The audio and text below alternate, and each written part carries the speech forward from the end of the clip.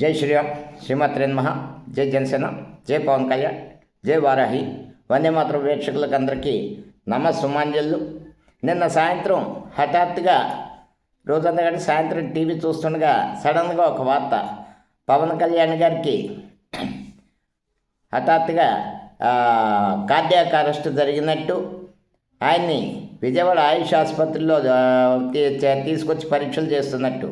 ఒక్కసారి గుండె ఆగిపోయిన లక్షలాది మందికి, ఎందుకంటే ఆయన అభిమానులకి ఆయన మీద ఉన్న ఇది తీరా చూసి వెంటనే ఫోన్లు చేసుకుని 10 నిమిషాలు గడిచేసరికి వచ్చింది మా ఎమ్మెల్యే పిడుగు హరిప్రసాద్ గారికి ఆపరేషన్ జరిగింది, ఆయన చూడడానికి పవన్ కళ్యాణ్ గారు వచ్చారని.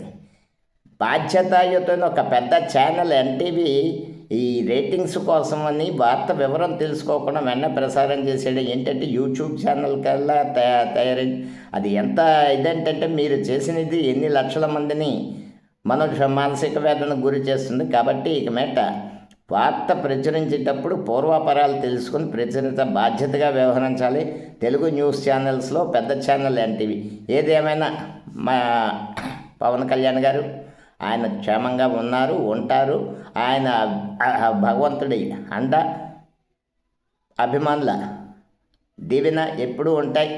కాబట్టి మా ఎమ్మెల్సీ పిడుగు హరిప్రసాద్ గారు సత్వరం శస్త్రచికిత్స అనంతరం కోలుకొని మళ్ళా మా అందరికీ నాయకత్వం వహించాలని కోరుకున్నాం. ఇంకా నిన్న ఓ buffoon Prakash Raj video release చేశారు. ఓ పెద్ద జోకు, నా ఓటు తొలగించేశారు. నేను బెంగళూరులో పుట్టాను, బెంగళూరులో పెరిగాను, బెంగళూరులో ఎంపీగా పోటీ చేశాను, నా ఓటు తొలగించేస్తారా, మిమ్మల్ని నరేంద్ర మోడీని గద్దె దింపేదాకా వదలను. ఇతను పార్లమెంట్కి పోటీ చేసి ఒకవేళ గెలిస్తే ఏం చేసేద్దాం అనుకున్నాడు. ఒక సిస్టమ్ అడ్రస్ చేసేటప్పుడు, ఒక ప్రాబ్లమ్ని అడ్రస్ చేసేటప్పుడు అది ఏ ప్రాపర్ ఛానల్, ఏ ఆఫీస్కి వెళ్ళాలి, దేనికి వెళ్ళాలి, ఎలా చేయాలన్న మినిమం కామన్ సెన్స్ లేకుండా ఎంపీ అయిపోయి ఏం చేసేద్దాం అనుకున్నాడు.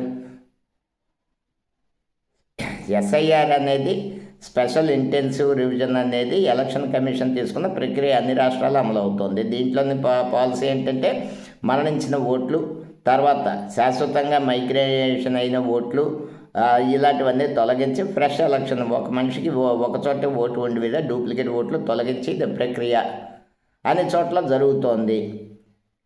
కర్ణాటకలో వీళ్ళ ఎలక్షన్ కమిషన్ చెప్పింది, ఈయన ఓటు ఏం చేద్దాం, వీళ్ళు వెళ్ళినప్పుడు 4 ఏళ్ళు బట్టి ఆ ఇంట్లో ఉండట్లేదు, కొత్త అడ్రస్కి వెళ్ళారు అని చెప్పి, అంటే ఫోన్ చేస్తే నేను ఇక్కడ ఉన్నాను అని. ప్రస్తుతం ప్రకాష్ రాజు ఓటు విత్హెల్లో ఉంది. అతను చేయాల్సిందేంటి, ఫామ్ 6 ఇచ్చి నేను ఇక్కడ ఉంటున్నాను, నా ఓటు ఇక్కడ నమోదు చేయండి అని ఇచ్చుకోవాలి. అంతేగాని వీడియో చేసేస్తే ఓటు రాదు. ఇప్పుడు ఆ ఫామ్ 6 ఇవ్వకపోతే నిజంగానే ఓటు పోతుంది.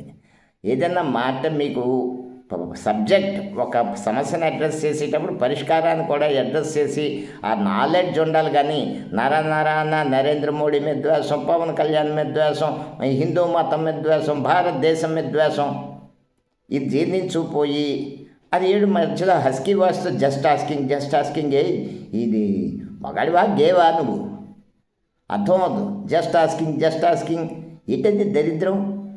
కాబట్టి మీలాంటి 10 మందిని ఇన్ఫ్లుయెన్స్ చేసే స్థాయిలో ఉన్న వ్యక్తులు మీ బాధ్యత మరచి ఇలా చికాకుగా చేస్తే సమాజం క్షమించదు. మీరు ఎంపీ కాదు కదా, మీరుంటున్న బెంగళూరులోని ఏమంటారు దాన్ని,